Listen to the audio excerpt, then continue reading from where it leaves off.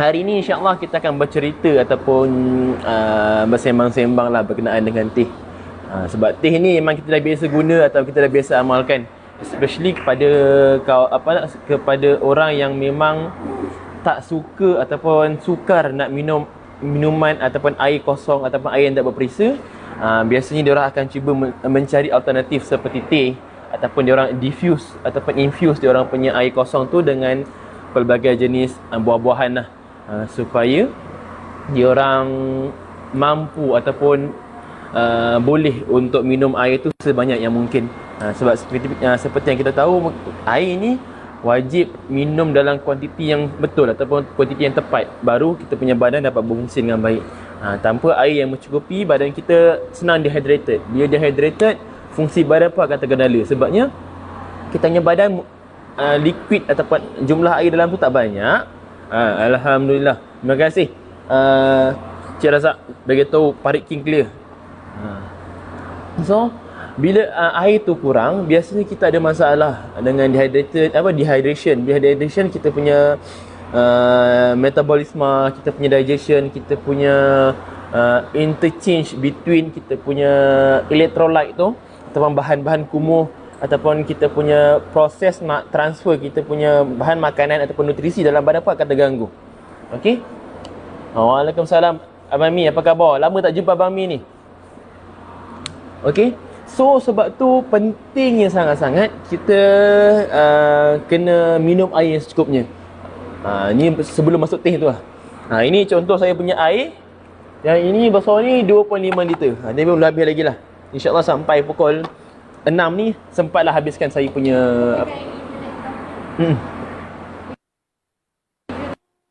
sebab ni kot. Sekejap. Sabar, mungkin lain tak kuat. Kejap saya cuba. Sekejap. Zu dia cakap tadi poor quality dia punya gambar. So kita cuba. Tengok. So saya cuba masuk saya punya data supaya tengok okey tak kualiti gambar. Harapnya okey lah. Okey. Waalaikumsalam. Puan Aliyah Hashim, apa khabar? Okey, so macam tadi saya cakap, air tu kita punya metabolisme badan, kita punya proses untuk menyampaikan ataupun untuk transfer kita punya makanan dan toksik-toksik pun dapat dikeluarkan dengan sebaik mungkin. So sebab itulah pentingnya kita jaga kita punya kadar pengambilan air itu sendiri, and kita pun tak boleh ambil benda tu secara berlebihan.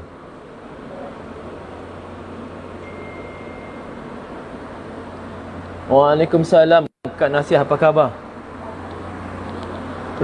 Okey. So berbalik pada tajuk utama kita adalah teh. Siapa dekat sini yang join saya punya live sekarang ni yang jarang-jarang ataupun tak suka minum teh? Ni agak pelik sikit lah kalau jarang-jarang ataupun tak suka minum teh. Sebab kalau kopi tu mungkin dia orang tak suka dia punya aftertaste ke apa. Tapi kalau teh ni rasanya ramai orang lebih menggemari teh berbanding kalau kita nak buat perbandingan dengan kopi lah. Kadang-kadang kopi mungkin ada orang tak boleh, tapi teh ni kebiasaannya hampir semua orang tak ada masalah untuk mengambil teh tu. Sini siapa yang tak suka? Waalaikumsalam Kak Ita, apa khabar? Okay, teh basically kalau kita tengok lah dekat bukan dekat negara dunia lah, lebih kurang dekat minuman teh lebih daripada berapa bilion dalam satu tahun. So kurang-kurangnya dalam 7 ke 8 bilion lebih kurang manusia mengambil ataupun minum teh tu sendiri. So maksudnya sangat ramai orang yang menggunakan ataupun mengamalkan minuman teh ni. Sebab kita tengok daripada zaman dahulu, daripada zaman bahagian Cina, Jepun semua memang dah terkenal sangat dengan teh ni. Sebabnya daripada zaman dahulu lagi dia orang dah tahu teh ni memang ada efek ataupun ada kebaikan yang boleh yang boleh kita panggil orang-orang yang amal tu boleh dapat dia punya efek dia tu. Waalaikumsalam. Cikgu Pat, apa khabar? Kita cakap dia tolak batu dengan kayu je, yang lain dia semua boleh sebat. Okey. So kalau kita tengok teh ni kalau kita lihatlah dia punya sejarah-sejarah dia, teh ni memang dah biasa digunakan daripada zaman-zaman dahulu, and biasanya kebiasaannya teh ni digunakan waktu kita nak serve. Kalau contohlah kita pada zaman-zaman apa nama tu, dinasti Cina dahulu pun dia orang akan gunakan teh ni pun untuk serve dia punya tetamu lah bila orang datang. Sebabnya kenapa? Sebab teh ni kadang-kadang memberikan impact, calming effect juga. Ada effect macam itu. So that's why teh ni, lagi-lagi kalau teh yang jenis Cina, dia ada banyak jenis. Ada teh yang betul tak ada rasa, tasteless. Ada yang teh yang jenis herba. Ada teh yang teh yang digabungkan dengan beberapa jenis ingredient yang akan memberikan pelbagai jenis impact. So kalau kita tengok dekat sini, ada beberapa jenis teh yang kebiasaannya lah yang sangat-sangat terkenal, seperti black tea, green tea, apa lagi? Sekejap saya tengok, saya lupa dah nama macam, sebab ada banyak jenis white tea. So dia banyak kat pasaran sana. Kalau ada beberapa jenis yang bukan jenis yang ada caffeine punya tea, kita boleh tengok robusta tea, yang ginger tea. Ini bukan ada caffeine. Kalau yang betul macam white tea, white tea, green tea, black tea, ini basically dia ada caffeine lah. Tapi caffeine dia, kalau kita nak bandingkan dengan caffeine yang wujud pada secawan kopi, dia berbeza. Average lebih kurang, kalau contohlah kita nak tengok buat perbandingan, kalau dalam kopi kebiasaannya dia punya caffeine dalam kopi dalam 200 lebih ke 100 lebih untuk satu cup atau satu cawan. Tapi kalau teh biasanya dalam 50 ke bawah lah. Jarang-jarang dia punya dosage caffeine tu tinggi. Okey. So, apa manfaat ataupun apa kelebihan yang kita boleh lihat bila kita amalkan minum teh ni? Yang pertama dia adalah kopi ataupun teh ni kebiasaannya mengandungi polyphenol ataupun kita panggil antioksidan. Lain jenis teh, lain dia punya ingredient ataupun lain dia punya active ingredient yang wujud pada teh itu sendiri. Yang kebiasaannya yang sangat-sangat terkenal, yang wujud ataupun antioksidan yang tinggi yang wujud pada teh ni, kebiasaannya adalah catechin dengan ECGC. Betul tak saya sebut? ECGC. Ini nama pendek dia lah. So kedua-dua ni memang berfungsi ataupun adalah salah satu antioksidan yang sangat-sangat tinggi yang mampu untuk memberi impact pada badan kita daripada segi tahap kesihatan. Okay, and satu lagi dia ada caffeine.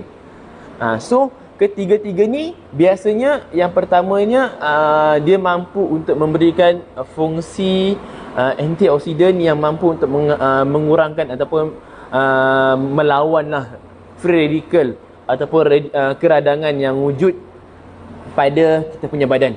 Sebab kalau terlalu banyak sangat free radical, dia akan menyebabkan fungsi badan kita ni ataupun sistem ketahanan badan kita dia lemah.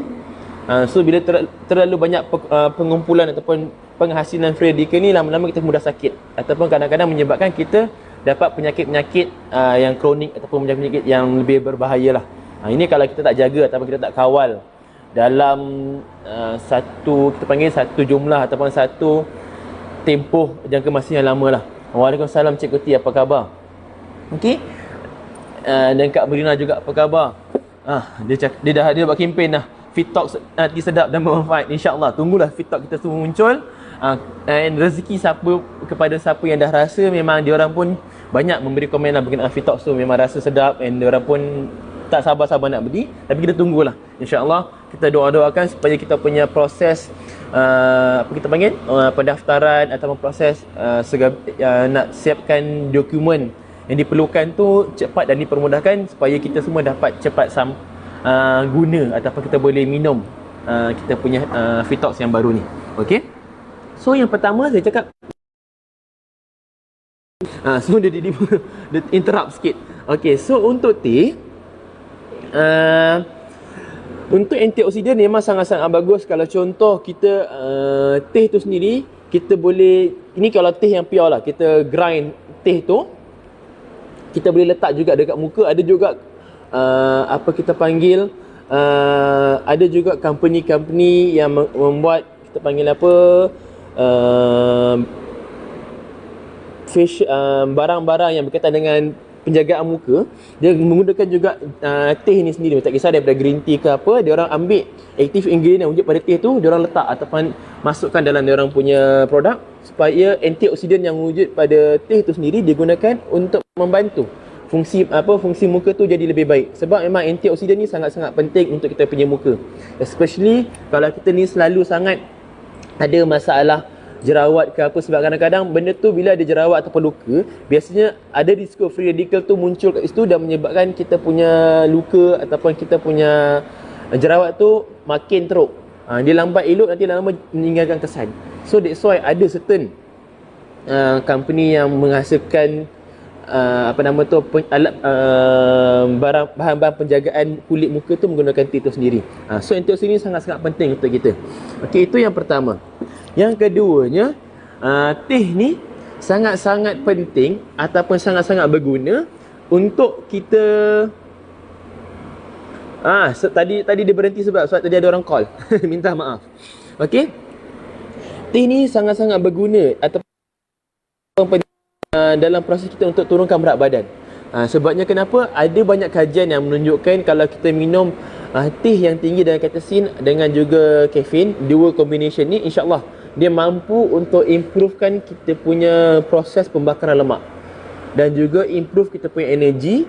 Sebabnya lagi-lagi kalau ada kafein, biasanya produk ataupun minuman yang ada minuman kafein, biasanya dia akan tingkatkan tenaga badan kita. So bila dapat tingkatkan kita punya tenaga badan, bila kita exercise atau kita buat kerja harian, so kita boleh buat kerja tu dengan kita panggil lebih bersemangat, ataupun demi intensity kita buat kerja tu tak ada semput-semput ataupun long lie aje. So bila kita buat macam itu, dia punya proses pembakaran lemak tu jadi lebih. Itu daripada segi tenaga lah, sumber tenaga. Dan yang keduanya daripada segi kelebihan ataupun kita panggil keupayaan badan kita untuk utilize ataupun membakar lemak tu dengan lebih bila adanya katasin dengan adanya tadi kafein tu sendiri. Itu bagaimana teh mampu membantu untuk improve ataupun untuk menjadi salah satu faktor penyumbang untuk turunkan berat badan. Sebab itulah kalau kat luar sana banyak produk-produk yang menggunakan teh ataupun tea as a base untuk buat slimmingnya produk. Sebab memang ada kajian yang ditunjukkan berkenaan dengan aktif ingredient yang wujud pada teh tu boleh membantu untuk turunkan berat badan. Okey. So ada juga kajian yang diorang cuba lakukan, diorang buat comparison. Bila dia turunkan berat badan, contohlah dia dah weight loss 5 to 10% daripada dia punya previous punya body weight, and lepas lepas turun berat badan tu capai yang 10% lose weight tu, baru dia orang amalkan minuman kafein atau minuman teh ni. Ada juga walaupun tak banyak, tapi ada juga orang yang boleh kontrol ataupun manage dia punya berat badan selepas dia turun berat badan tu. Ini bermaksud bila kita minum teh ni, dia mampu untuk increase kita punya bukan increase dia mampu untuk optimumkan kita punya metabolisme badan supaya kita tak berbalik ataupun ada yo-yo punya sindrom. Sebab kadang-kadang bila kita dah turunkan berat badan ni, kita terlupa, kita terlebih makan. So dengan kita minum teh tu, dia mampu untuk utilize segala jenis makanan ataupun segala benda yang kita masuk dalam badan untuk bakar dia punya makanan tu supaya tak sempat simpan dalam kita punya badan. Itu antara intipati yang berkaitan dengan kajian tersebut lah. Itu kelebihan, itu nombor 2 berkenaan dengan penjagaan ataupun berguna pada orang-orang yang nak turunkan berat badan. So kenapa tadi cakap dia mampu untuk utilize ataupun meningkatkan keupayaan badan kita untuk bakar lemak lebih baik berbanding dengan kalau orang tak minum teh ni. Yang ketiganya, bila kita minum teh, antioksidan yang wujud pada kita punya teh tu biasanya mampu untuk improvekan kita punya tahap kesihatan jantung. Sebabnya antioksidan yang wujud tu dia ada kesan yang mampu untuk menguatkan ataupun mengawal kita punya degupan jantung, supaya kalau contoh, sebagai contoh lah, orang tu ada irregular heartbeat ataupun dia punya blood pressure tu tinggi. Kadang-kadang BP dia mungkin kejap naik, kejap turun. So bila insyaAllah dengan mengamalkan minuman teh, aktif ingredient yang wujud pada teh tu sendiri mampu untuk regulate balik kita punya bacaan BP tu, sebab dia akan strengthenkan balik kita punya fungsi badan. Sebab tu dia ada kelebihan daripada segi mampu untuk membantu meningkatkan fungsi jantung kita. Okey. So, yang ketiga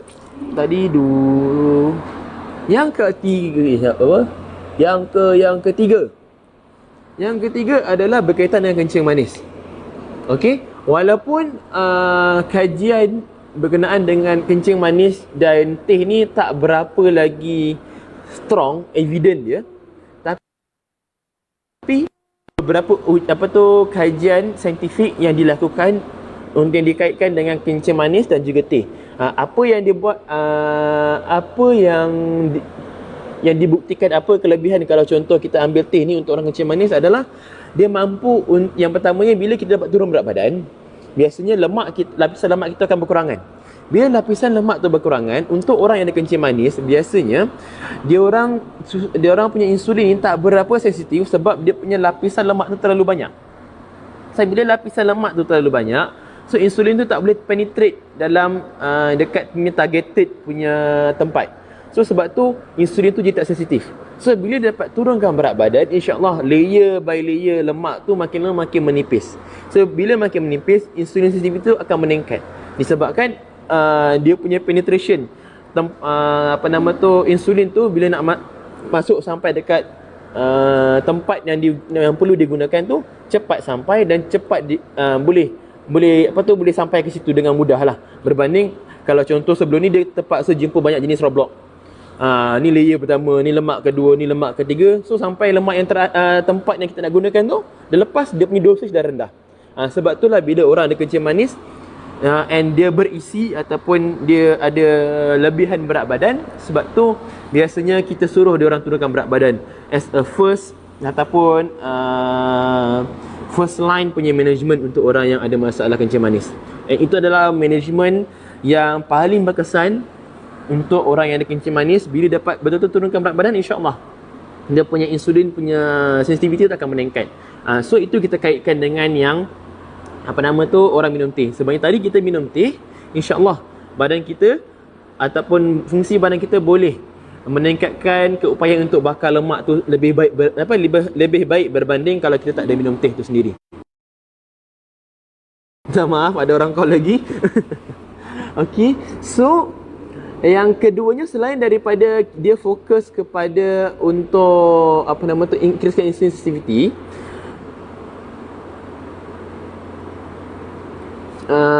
cuma yang kenapa research yang research yang berkaitan dengan kencing manis tak berapa clear, sebabnya saintis ataupun researcher perlu lagi mencari ataupun membuat kita panggil secara terperinci apa jenis teh yang menyumbang kepada penurunan penurunan ataupun pengawalan blood sugar level tu. Sebab kadang-kadang ada jenis teh yang mengandungi bahan lain. Sebagai contoh, mungkinlah kita guna ginger tea ke ataupun spearmint ke, yang kadang-kadang bahan lain tu yang juga mampu membantu ataupun menjadi salah satu faktor penyumbang untuk membantu untuk mengawal kita punya blood sugar level. So sebab tu mereka perlu saintis ni perlu buat kajian lebih terperinci lah berkenaan dengan sama ada mana satu jenis teh, sama ada mungkin green tea ke, black tea ke, ataupun yang combination punya tea yang boleh betul-betul membantu untuk turunkan ataupun regulate kita punya blood sugar level. Itu sebab kenapa diabetes ni dengan teh dia tak berapa lagi strong dia punya evidence, sebab belum jumpa lagi dia punya perkaitan yang tepat. Kalau nak kita bandingkan dengan tahap kesihatan jantung dan juga orang yang minum teh, dia ada dah strong evidence. InsyaAllah bila kita minum teh setiap hari, dia mampu untuk meningkatkan keupayaan ataupun meningkatkan kita punya kesihatan jantung. Dia berbeza. Sebab biasalah benda-benda yang baik ni memang kita perlu kaji secara terperinci. Kita tak boleh just seorang ni cakap baik, insyaAllah semua baik. Dia macam dia kurang juga macam vaksin. Dia perlu ambil masa yang panjang untuk memastikan benda tu adalah selamat untuk digunakan sebagai contoh. So lebih kurang juga dengan pemakanan-pemakanan ataupun herba-herba ataupun functional food ni. Kita perlu lakukan banyak jenis kajian supaya kita boleh tahu functional food ni memang sangat-sangat berguna ataupun berfungsi untuk orang yang mengamalkannya. Okey. Yang ke-5, bila kita mengamalkan minuman teh, insya-Allah dia mampu juga membantu untuk mengurangkan risiko kanser disebabkan fungsi antioksidan yang wujud tadi, yang wujud pada teh tu sendiri. Sebab memang teh memang sangat-sangat tinggi ataupun kaya dengan polyphenol ataupun antioksidan lah, ayat mudah dia. Tapi dia depend pada jenis kanser. Bukan semua jenis kanser yang mampu dia improve dia punya condition. Sebab biasalah makanan-makanan functional ni dia bukan direct kita panggil pengganti pada ubat ataupun pengganti dia kita panggil berganti sebagai first line punya management untuk prevent cancer sebagai contoh.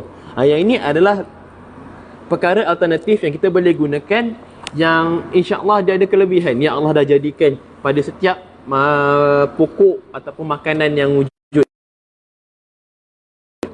Semua makanan yang ada anti-inflammation ataupun yang ada antioksidan memang sangat-sangat bagus untuk kita punya fungsi badan. Okey. So kita perlu untuk amalkan in a moderate way. Walaupun benda tu kadang-kadang orang ni, manusia ni dia kadang-kadang gairah bila tahu cakap contoh produk ni makanan ni, contohlah kita cakap makanan kita panggil contohlah madu ni bagus. Punyalah orang cakap madu ni bagus, dia orang minum satu hari ataupun amalkan satu hari sampai 1 gelas madu tu dia minum macam itu. Contoh. So bila benda yang baik tu kita makan ataupun amalkan dalam satu jumlah yang terlalu banyak ataupun dalam kuantiti yang tak sepatutnya, dia akan jadi memudaratkan. Tak kisahlah apa jenis functional food sekalipun ataupun superfood sekalipun. So dekat luar, untuk pengetahuan anda di luar sana, tak kisahlah apa jenis bahan ataupun makanan di luar sana yang anda rasa berguna ataupun baik, memang ada kelebihannya. Kita kena beringat, kita perlu makan betul dalam keadaan yang sederhana, baru kita boleh dapat impact yang positif tu. Dan benda tu takkan jadi berbahaya, insya-Allah. Okey. So itu basically antara kelebihan-kelebihan utama yang kita boleh dapat apabila kita minum teh. Okay, Kak Yati ada tanya, kalau kita minum teh kadang-kadang angin. Yang ini angin disebabkan kafein tu. Sebab kadang-kadang ada orang yang kemungkinan dia bila minum ataupun amalkan minuman yang berasaskan kafein, dia punya byproduct daripada kafein tu akan menghasilkan angin. So sebab itu orang tu akan akan ada rasa kembung perut tu sendiri. Yang ini kadang-kadang dia berlaku apabila kita meningkat usia. Kalau contohlah pada zaman muda-muda, mungkin dia umur 20 tahun, 18 tahun masa remaja, lepas umur 30 tahun dia still lagi boleh minum kopi, bila minum teh dalam kuantiti yang banyak. Tapi tiba-tiba bila meningkat usia ataupun contoh sampai certain umur, tiba-tiba dia minum, dia ada problem berkenaan dengan indigestion ataupun dia ada masalah angin.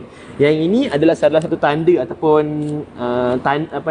indikator lah yang menunjukkan kita punya tahap kesihatan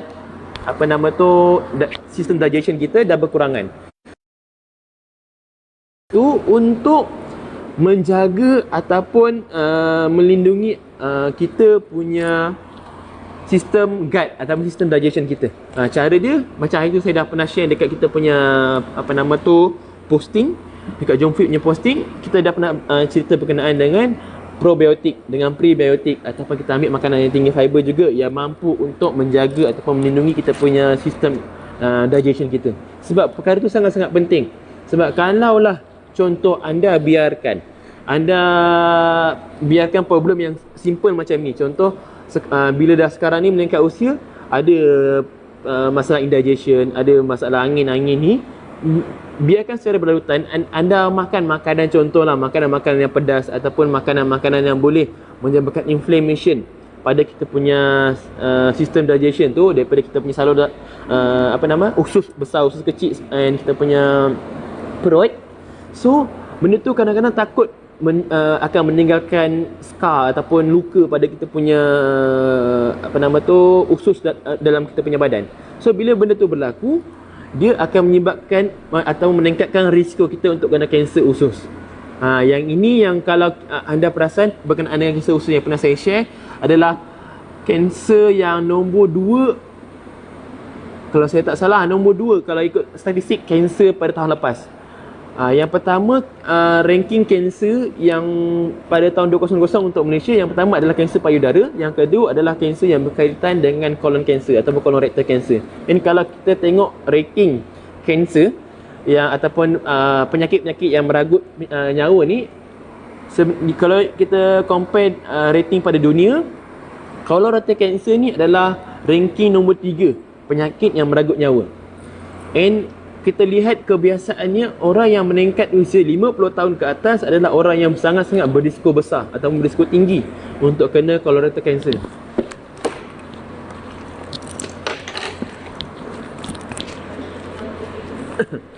Okey.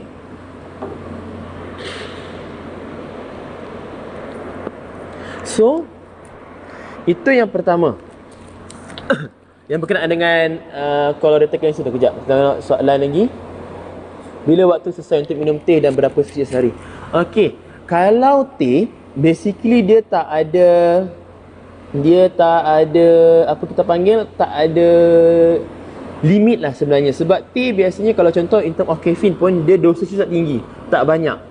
Okey, so kalau orang tu memang tak ada masalah dengan caffeine tolerance ataupun dependent to caffeine, kita boleh je minum sampai 5-6 cup, tak ada masalah untuk untuk daily use. Cumanya kita tengok pada apa jenis teh ataupun macam mana kita punya cara penyediaan teh tu sendiri. Waktu yang paling sesuai basically dia tak ada bila waktu yang sesuai ke apa. Sebabnya ikut pada kita punya apa kita panggil kita punya budaya ataupun kita punya jadual makanan. Sebab teh caffeine dia rendah. Kalau contoh kita nak minum malam pun basically tak ada masalah. Cuma kalau contoh anda punya ada masalah berkenaan dengan digestion, better anda jangan ambil lah untuk sebelum tidur ataupun dalam pukul 8, pukul 9. Takutnya nanti anda ada masalah bloated ataupun indigestion, susah pula nak tidur. Okey, itu berkenaan dengan soalan Kak Bani, bila waktu yang paling sesuai untuk kita ambil teh ni. Sebenarnya dia tak ada masalah bila waktu yang sesuai ataupun bila-bila je sebenarnya teh ni kita boleh ambil, and berapa kali tu tak ada masalah juga. Memang okey sahaja. Fitox ni boleh minum perut kosong ke? InsyaAllah Kak Yati, Fitox memang kita boleh amalkan dengan perut kosong. Kenapa? Sebabnya Fitox kita ada fungsi yang mampu untuk meningkatkan, mampu untuk mengawal kita punya selera makan. Okey, so bila kita ambil Fitox ni, insyaAllah bila sampai dekat pasaran nanti, bila kita amalkan before kita punya largest meal, contohlah setengah jam or 1 hour before largest meal, dia mampu untuk kawal selera makan kita.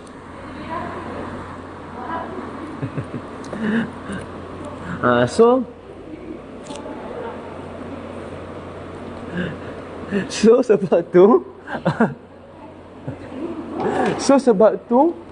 kita apa nama? Sebab tu kita boleh ambil Fitox tu bila-bila masa, ataupun kita biasa akan suggest Fitox untuk ambil before largest meal lah, supaya kita boleh nampakkan impact dia dengan lagi bagus. Sebab aim kita untuk Fitox ni selain untuk jadi lebih sihat, dia mampu juga untuk memberi ataupun mengawal kita punya selera makan. So itu fungsi Fitox. Okey,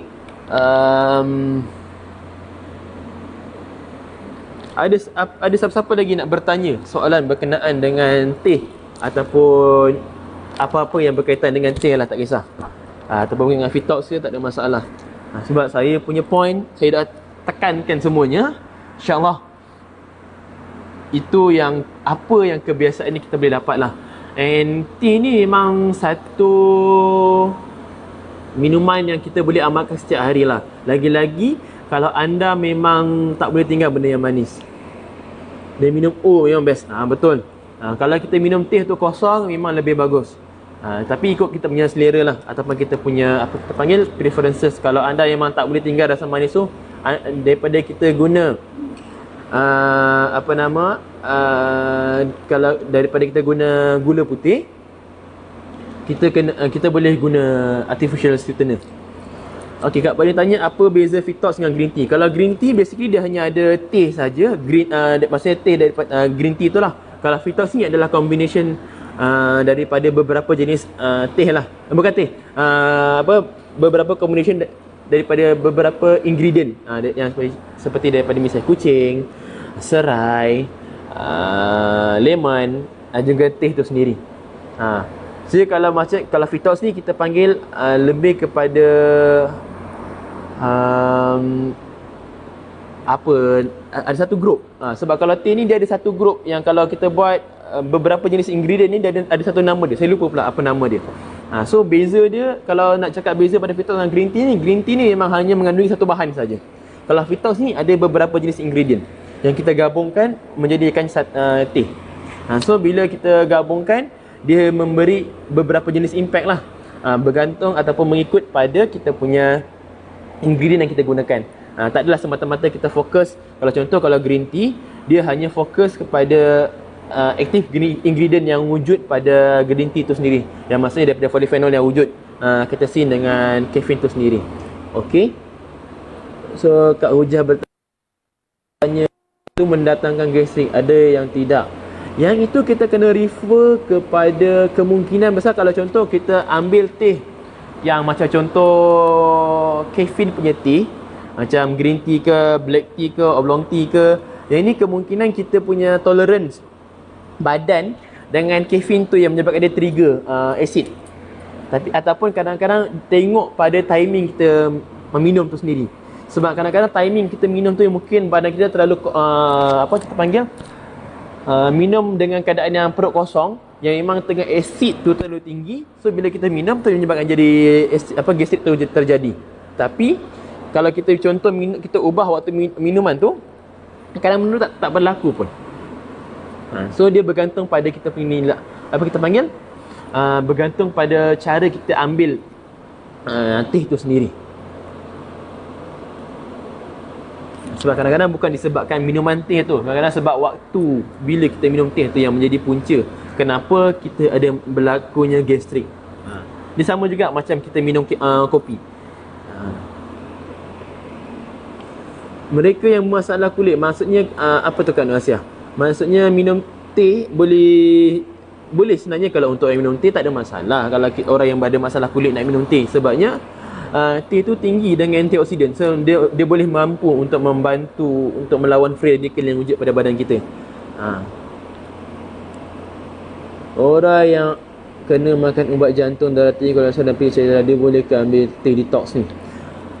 So teh detox dia kena tengok apa jenis teh yang kita ambil atau kita amalkan. Sebab kadang-kadang kat pasar ni dia pelbagai jenis ataupun pelbagai jenis ingredient yang digunakan dalam teh detox tu sendiri. Okey, kalau kita tengok dia punya dosage yang wujud pada herba-herba yang digunakan pada teh yang anda amalkan tu, bukan dalam kategori ataupun dalam dosis yang tinggi, basically tak ada masalah pun untuk kita amalkan. Sebabnya contohlah, kalau kita lihat, kalau nak cakap berkenaan dengan darah tinggi ataupun orang ada percaya darah, sebab kalau kita lihat pada caffeine, dia trigger kita punya dilate, kita punya blood vessel pun dia bukan dalam satu jangka masa yang lama. So insyaAllah dia tak memudaratkan. Tapi kalau anda rasa anda risau, anda boleh je jumpa dengan doktor untuk dapatkan pengesahan yang lebih terperinci lah. Sebabnya kadang-kadang benda ni dia punya pandangan berbeza. berbeza-beza daripada contohlah Dr. A, Dr. B dengan kami sendiri yang bukan dalam ahli, betul-betul ahli dalam bidang perubatan ni pun kita berbeza-beza pandangan. So kalau betul-betul risaukan ataupun takut berkenaan dengan kita punya diri sendiri, punya takut sendiri, anda boleh buat confirmation dengan doktor lah, itu lebih baik. Tapi kalau ikutkan saya punya ilmu ataupun apa yang saya tahu, insyaAllah benda tak ada masalah. Okey. Kak Yati punya soalan, apa yang ada wujud dalam Fitox ni? Saya tak pasti saya boleh share lagi. Saya dah boleh share belum semua bahan tu. Cuma saya boleh bagi tahu yang dah wujud. Yang itu adalah salah satunya misai kucing, lemon dan juga serai lah. Yang setakat ni saya boleh bagi tahu. Nanti kita tunggu bila saya dibenarkan untuk cerita semuanya, saya akan ceritalah. Okey Kak Yati, itu antara ingredient yang wujud pada kita punya Fitox tu, insyaAllah. Dan satu lagi, ada juga apa kita panggil, ada juga kajian yang menunjukkan kita ambil kita ambil teh, maksudnya kafein dan juga antioksidan yang wujud pada kita punya teh tu, dia mampu untuk meningkatkan ataupun mampu untuk melawan bad kolesterol yang wujud pada dalam badan kita. Yang ini dia mampu untuk meningkatkan lah, okey, fungsi ataupun menurunkan kita punya bad kolesterol, iaitu LDL kolesterol lah daripada badan kita. Cuma dia punya study atau kajian tu belum lagi betul-betul terperinci yang menunjukkan strong evidence. Okey. So that's why kita punya teh tu memang sangat-sangat bagus lah. Apa semua jenis teh lah, sebab teh memang kandungan antioksidan sangat-sangat bagus. Kat saya eczema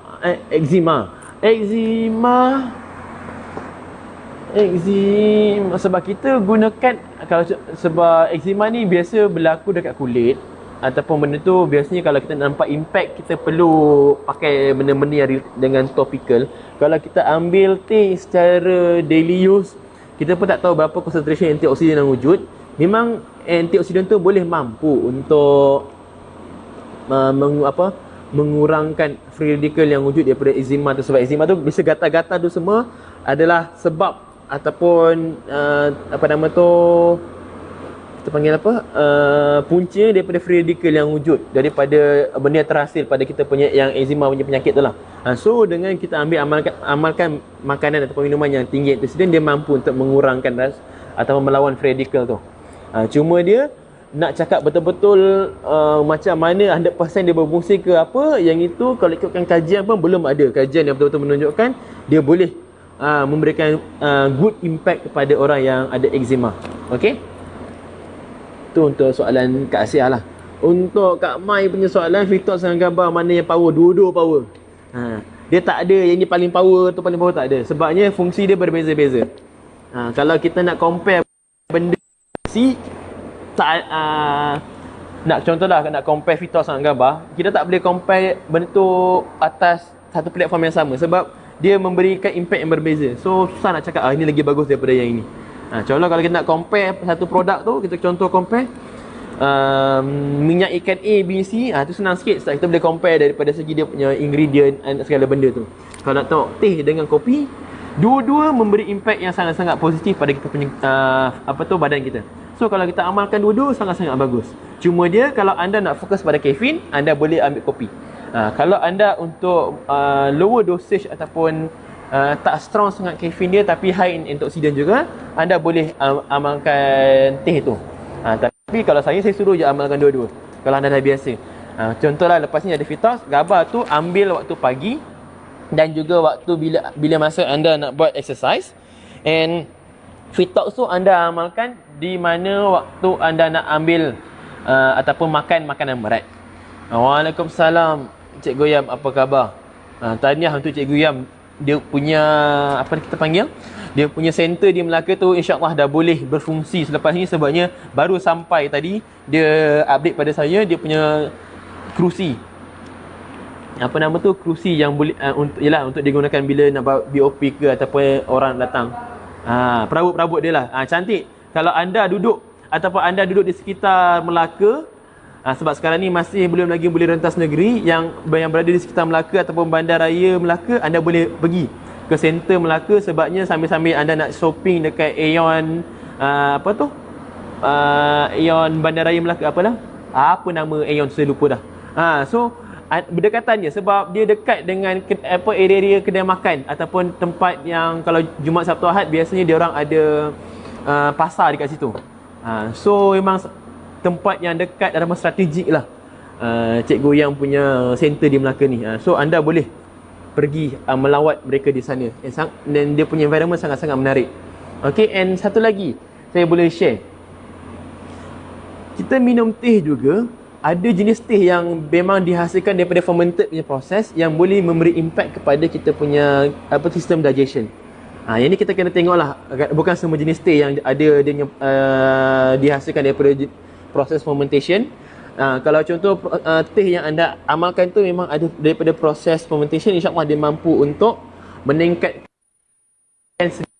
fungsi digestion kita tu. Sebabnya barang-barang atau bahan-bahan yang ada proses fermentation, dia ada good bacteria tu yang boleh kita bekalkan untuk kita punya usus, yang boleh beri impact positif pada kita punya usus kita lah. Okey, ada siapa-siapa lagi nak bertanya soalan?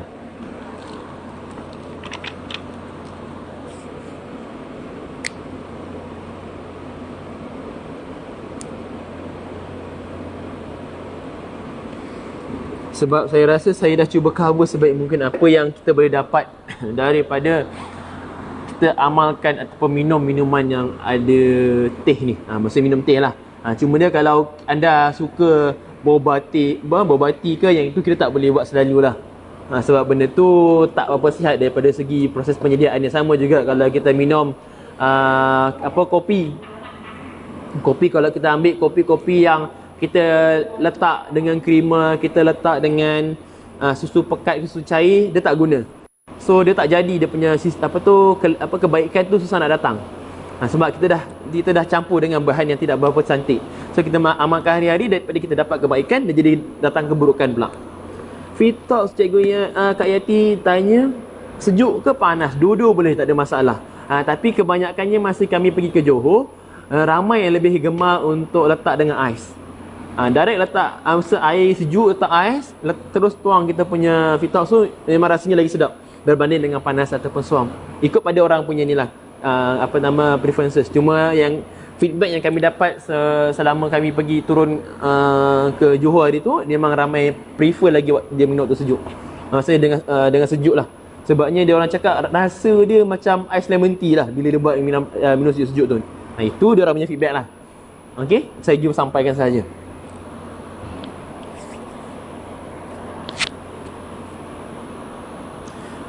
Kalau ada lagi soalan, saya buka satu lagi lah soalan. Kalau tak ada, saya end saya punya sharing pada petang ni lah.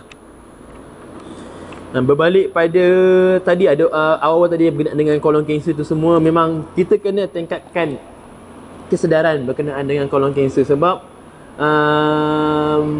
benda ni memang sangat-sangat dekat sebenarnya dengan kita. Cuma kita tak sedar je. Sebab memang bila kita meningkat usia 50 tahun ke atas, memang risiko kita sangat-sangat tinggi ataupun sangat-sangat besar untuk kena kolon kanser tu.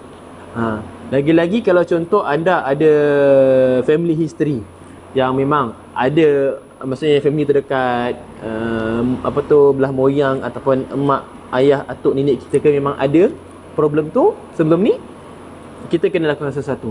Sebab kalau anda tak mencegah ataupun tak cuba lakukan sesuatu, once kita dah kena diagnose, risiko untuk survive tu very thin. Lagi-lagi kalau contoh anda dah diagnose kolon kanser tu dalam stage yang agak tinggi atau agak lambat lah, agak lewat.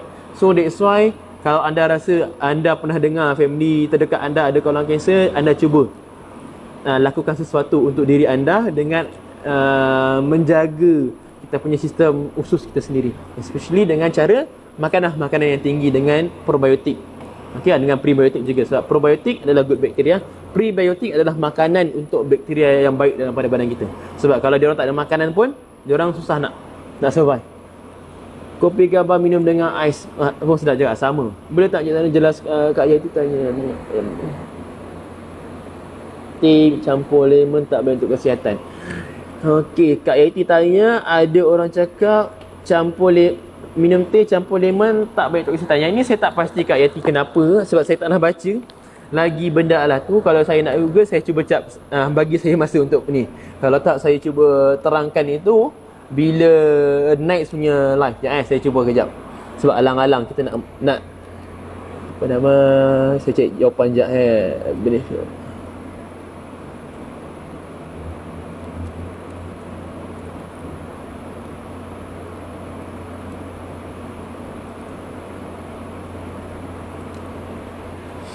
Saya cuba tengok.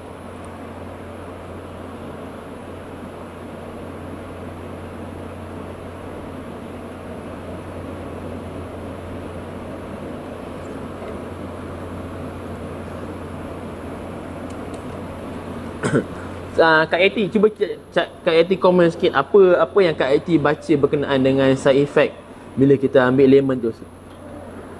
Sebab ini kira first time juga saya dengar.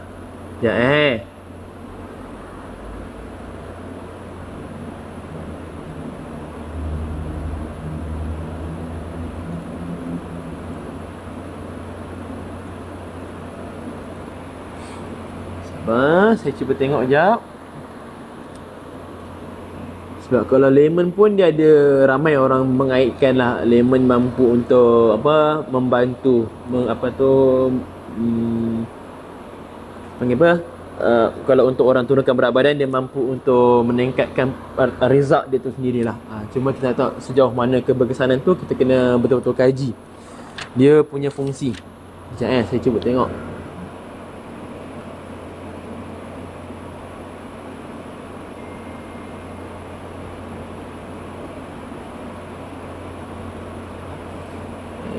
Saya tengok. Alamak.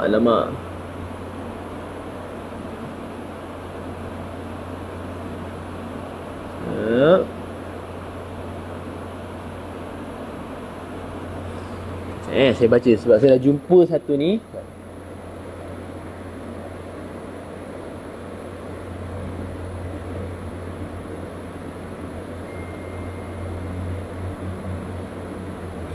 Okey. Sebenarnya kalau ikutkan kajian, ada satu jenis kajian ni dia buat efek pada orang minum teh. Maksudnya dia buat ini spesifik green tea kosong dengan ambil green tea plus lemon. Dia tengok efek dia, mana yang bagus ataupun memberi impact positif pada orang tu. Sebabnya apa yang dia punya method of study ni, dia nak cuba buktikan bila kita minum green tea ataupun kita minum teh, dia punya antioksidan iaitu catechin tu, dia susah lambat sikit nak absorb. Tapi bila kita gabung dengan lemon, ada bahan yang wujud pada lemon, dia mampu untuk increasekan availability dia. So maksudnya untuk meningkatkan absorption rate catechin ataupun antioksidan yang ada pada kita punya teh ataupun minuman yang kita minum tu lah. So lepas kita tengok kat sini, memang dia punya conclusion dia kejap. Memang dilihat bila kita compare absorption rate antioksidan bila kita ambil green tea tu semata-mata satu saja berbanding kita combine green tea plus lemon, dia punya absorption rate antioksidan tu berbeza. Yang kalau kita ambil yang ada dengan lemon tu, dia mampu untuk increase absorption rate dalam pada badan kita. So kalau nak cakap side effect lain tu, saya tak pasti. Mungkin dia kadang-kadang ada orang tulis benda-benda sini sebab dia tak tengok condition ataupun contoh lah.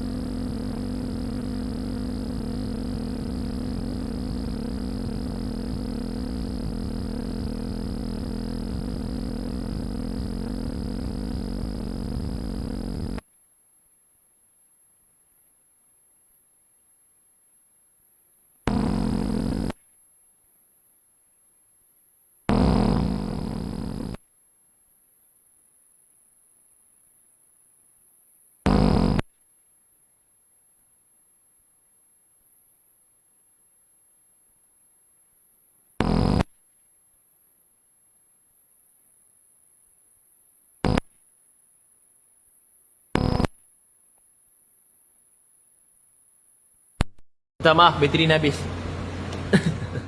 Okey. Ada je masalah hari ni. Okey, dengar tak suara saya? So, apa yang saya nak cuba sampaikan tadi adalah combination kopi teh dengan lemon adalah untuk meningkatkan absorption active ingredient, iaitu catechin yang wujud pada teh tu sendiri. Sebab tadi bila saya baca kajian ni, dia tunjuk buat combination. Kalau contoh kita ambil teh sahaja berbanding dengan kita ambil teh dengan lemon, dia mampu untuk meningkatkan absorption rate active ingredient tu. So kalau active ingredient tu, kalau kita tak dapat absorb sepenuhnya, rugi. Dia sama juga dengan contoh kalau anda ambil turmeric kosong, kalau bandingkan dengan turmeric plus black pepper. Sebab black pepper ni fungsinya mampu untuk meningkatkan absorption turmeric tu dalam kita punya badan. So sebab tu kita kena tengok, contohlah kita dalam masakan kita letak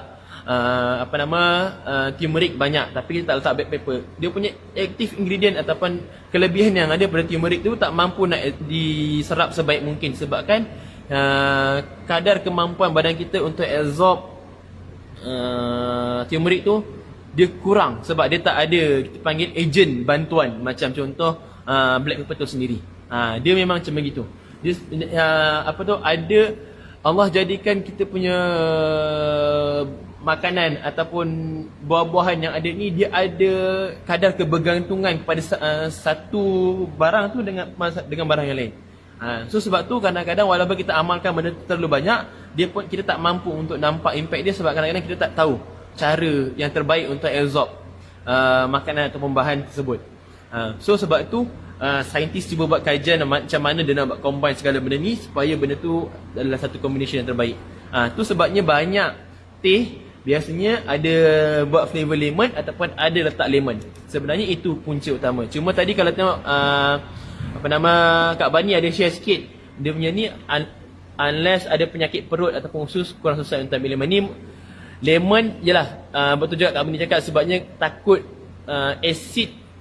Tapi sebenarnya tak juga, sebab walaupun kita ambil makanan-makanan yang tinggi asid, badan kita tak akan ada affected langsung dengan acidity makanan yang kita ambil daripada kita punya makanan. Sebab Allah jadikan makanan kita punya perut ni memang sangat-sangat luar biasa hebat dia. Kenapa?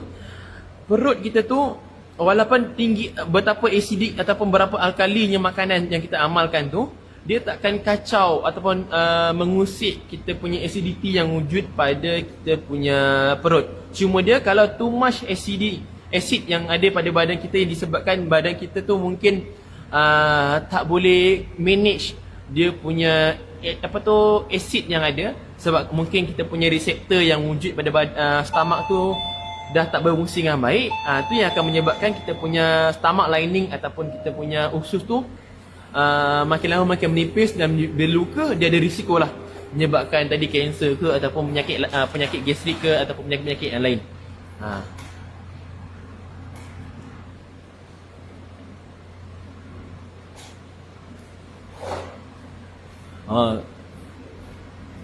Kak Jun tanya, saya minum GABA Fitox tea, pembuangannya berlendir, ni makna tea tu boleh membuang lemak. Okey, sebenarnya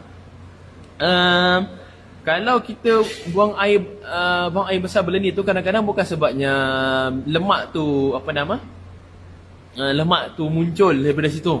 Sebab benda tu adalah satu tanggapan yang kurang tepat lah. Sebab daripada yang kebiasaan ni, memang kebanyakan orang yang jual teh slimy memang dia akan cakap berkenaan yang macam Kak Jun ada bagi tahu. Bila dia buang air besar, nampak berlemak-lemak, benda tu akan terkeluar sekali. Sebenarnya benda tu lemak-lemak tu kadang-kadang sebabnya fungsi teh ataupun ada ingredient-ingredient yang kita guna dalam Fitox, dia ada fungsi laxative. Dia mampu untuk membuang kita punya bahan kumuh yang wujud dalam badan tu dengan lebih mudah. Mungkin anda kurang membuang ataupun kurang kerap. So bila kita amalkan makanan yang ada fungsi laxative yang mampu memudahkan urusan kita untuk membuang, so dia dibawa keluar benda-benda yang dah berkumpul lama dalam badan kita. So sebab itu Kak Jun ada nampak jadi macam dia berlendir sedikit. Okey. Ya betul Kak Bani, stomach ulcer. Cikgu yang cakap dia minum Fitox hari Rabu malam, hari ni rasa clear ya? Sebab dia akan rasa dia memudahkan urusan kita nak pergi tandas. sebab fungsi laxatif tu sendiri. Okay. So ada lagi Kak Jun, jelas ke saya punya jawapan? Sebab kita sebenarnya saya tak faham kenapa kat luar, tak kisahlah apa-apa jenis produk kat luar, dia orang menggunakan istilah kalau ambil teh ni nanti anda pergi tandas, nampak tandas benda tu berlendi, menunjukkan lemak yang ada tu. Sebab benda tu sebenarnya tak berapa tepat lah daripada itu. Sebab kadang ini sebab by produk yang wujud pada dalam badan kita dah terlalu, mungkinlah kita simpan 2-3 hari, 4-5-6 hari tapi tak membuang. Tapi kita minum teh yang ada sedikit fungsi laxatif tu, dia mampu untuk memudahkan urusan kita pergi tandas. Sebab tu kita mudah lancar saja nak pergi tandas. That's why bila kita membuang tu, benda tu kira kotoran yang wujud pada badan kita lah. Maksudnya feces ataupun najis yang ada lah. InsyaAllah benda tu akan sampai tak lama lagi. Cuma bila waktunya tu kita kena tunggu. Okay. Ya, betul. Sebab tu kami dekat sini, kami tak nak membawa budaya begitu Kak Bani. Terima kasih cakap berkenaan overclaim tu. Kami nak cuba didik ataupun kita nak cuba memberitahu kepada kita punya kita punya leader-leader yang ada. Lepas ni insya-Allah setiap produk yang ada kita tak nak jadi macam yang lain. Kita tak nak cuba buat overclaim. Mungkin dia orang punya apa kita panggil distributor ataupun dia orang punya orang-orang yang sudah ceritakan benda yang betul, tapi kadang-kadang dia orang beria-ia nak menjual produk tu, so dia orang jadi excited sampai to overclaim. Harapnya lepas ni kita tak jadi macam tu, sebab kita nak membezakan kita punya company MXB dengan company yang lain, supaya kita nampak kita ada, kita panggil apa kita ada etika ketika mana kita nak menjual produk. Kita cuba claim benda yang betul dan jangan claim benda yang tak betul. Biar orang tu rasai benda yang sebetulnya. Jangan kita beritahu, oh benda ni sekali makan insyaAllah esok lusa turun dia sampai 5 kilo. Kita tak nak macam itu. Sebabnya kadang-kadang orang pun takut. Sebab benda-benda tu yang menyebabkan nanti kan tiba-tiba satu, kadang-kadang betul boleh jadi mungkin dia turun banyak sebab kadang-kadang dosis yang ada dalam tu tinggi. Tapi takut benda tu tak berapa nak cantik ataupun tak berapa bagus sesuai untuk diamalkan dalam jangka masa yang lama. So harapnya sharing pada petang ini memberi impact ataupun memberi input yang sesuai, input yang bagus untuk kita dijadikan buah fikiran ataupun untuk kita tambah ilmu kita pada petang ini. And macam biasa, benda yang baik tu semua datang daripada Allah. Atas izin Allah lah mampu untuk saya ada idea untuk memberi input pada petang ini. And benda yang tak baik ataupun kurang, mungkin ada perkataan yang tak sesuai untuk saya keluarkan, tu semua datang daripada saya lah. So terima kasih semua kerana sudi menemani saya sampai pukul 4 ni. And kita jumpa lagi pada next session. Okay, insyaAllah. Assalamualaikum dan selamat petang semua.